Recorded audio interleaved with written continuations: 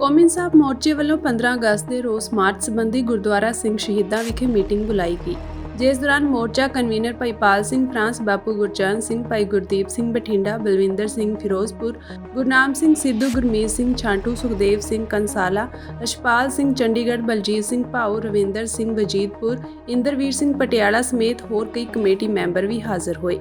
Meeting ਵਿੱਚ ਮੋਦੀ ਸਰਕਾਰ ਅਤੇ ਭਗਵੰਤ ਮਾਨ ਸਰਕਾਰ ਦੀਆਂ ਪੰਜਾਬ ਅਤੇ ਪੰਥ ਵਿਰੋਧੀ ਦੁਸ਼ਮਣੀ ਵਾਲੀਆਂ ਨੀਤੀਆਂ ਦਾ ਡਟ ਕੇ ਜਵਾਬ ਦੇਣ ਦਾ ਫੈਸਲਾ ਕੀਤਾ ਗਿਆ। ਸ਼੍ਰੀ ਗੁਰੂ ਗ੍ਰੰਥ ਸਾਹਿਬ ਜੀ ਦੀ ਬੇਅਦਬੀ ਅਤੇ ਬੰਦੀ ਸਿੰਘਾਂ ਦੀਆਂ ਰਿਹਾਈਆਂ ਲਈ 15 ਅਗਸਤ ਨੂੰ ਸੈਕਟਰ 17 ਚੰਡੀਗੜ੍ਹ ਵਿੱਚ ਰੋਸ ਰੈਲੀ ਕਰਨ ਅਤੇ ਰਾਜਪਾਲ ਭਵਨ ਵੱਲ ਮਾਰਚ ਕਰਨ ਲਈ ਤਿਆਰੀਆਂ ਬਾਰੇ ਵਿਚਾਰ ਚਰਚਾ ਕੀਤੀ ਗਈ ਅਤੇ ਸਾਰੀਆਂ ਸਿੱਖ ਜਥੇਬੰਦੀਆਂ, ਪੰਥਕ ਸ਼ਖਸੀਅਤਾਂ ਅਤੇ ਕਿਸਾਨ ਜਥੇਬੰਦੀਆਂ ਨਾਲ ਰਾਬਤਾ ਕਰਨ ਦਾ ਵੀ ਫੈਸਲਾ ਕੀਤਾ ਗਿਆ। ਇਸ ਦੌਰਾਨ ਕਮੇਟੀ ਵੱਲੋਂ ਸਮੂਹ ਪੰਥ ਅਤੇ ਮਾਨਵਤਾ ਦਰਦੀਆਂ ਨੂੰ ਹੱਕਾਂ ਦੀ ਪ੍ਰਾਪਤੀ ਲਈ ਚੱਲ ਰਹੇ ਸੰਘਰਸ਼ ਵਿੱਚ ਪਹੁੰਚ ਕੇ ਸਾਥ ਦੇਣ ਦੀ ਅਪੀਲ ਵੀ ਕੀਤੀ ਗਈ।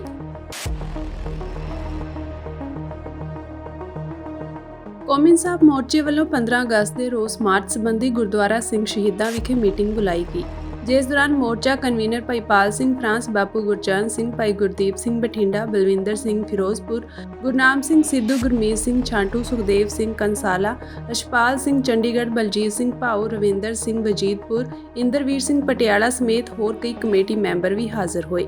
ਮੀਟਿੰਗ ਵਿੱਚ ਮੋਦੀ ਸਰਕਾਰ ਅਤੇ ਭਗਵੰਤ ਮਾਨ ਸਰਕਾਰ ਦੀਆਂ ਪੰਜਾਬ ਅਤੇ ਪੰਥ ਵਿਰੋਧੀ ਦੁਸ਼ਮਣੀ ਵਾਲੀਆਂ ਨੀਤੀਆਂ ਦਾ ਡਟ ਕੇ ਜਵਾਬ ਦੇਣ ਦਾ ਫੈਸਲਾ ਕੀਤਾ ਗਿਆ।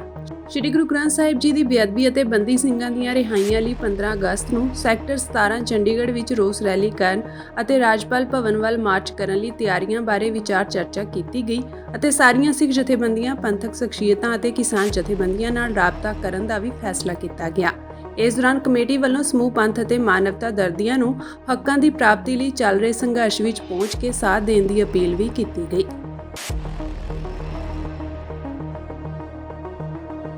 ਕੌਮੀ ਇਨਸਾਫ ਮੋਰਚੇ ਵੱਲੋਂ 15 ਅਗਸਤ ਦੇ ਰੋਸ ਮਾਰਚ ਸੰਬੰਧੀ ਗੁਰਦੁਆਰਾ ਸਿੰਘ ਸ਼ਹੀਦਾਂ ਵਿਖੇ ਮੀਟਿੰਗ ਬੁਲਾਈ ਗਈ, ਜਿਸ ਦੌਰਾਨ ਮੋਰਚਾ ਕਨਵੀਨਰ ਭਾਈ ਪਾਲ ਸਿੰਘ ਫਰਾਂਸ, ਬਾਪੂ ਗੁਰਚਰਨ ਸਿੰਘ, ਭਾਈ ਗੁਰਦੀਪ ਸਿੰਘ ਬਠਿੰਡਾ, ਬਲਵਿੰਦਰ ਸਿੰਘ ਫਿਰੋਜ਼ਪੁਰ, ਗੁਰਨਾਮ ਸਿੰਘ ਸਿੱਧੂ, ਗੁਰਮੀਤ ਸਿੰਘ ਛਾਂਟੂ, ਸੁਖਦੇਵ ਸਿੰਘ ਕੰਸਾਲਾ, ਰਸ਼ਪਾਲ ਸਿੰਘ ਚੰਡੀਗੜ੍ਹ, ਬਲਜੀਤ ਸਿੰਘ ਭਾਊ, ਰਵਿੰਦਰ ਸਿੰਘ ਵਜੀਦਪੁਰ, ਇੰਦਰਵੀਰ ਸਿੰਘ ਪਟਿਆਲਾ ਸਮੇਤ ਹੋਰ ਕਈ ਕਮੇਟੀ ਮੈਂਬਰ ਵੀ ਹਾਜ਼ਰ ਹੋਏ।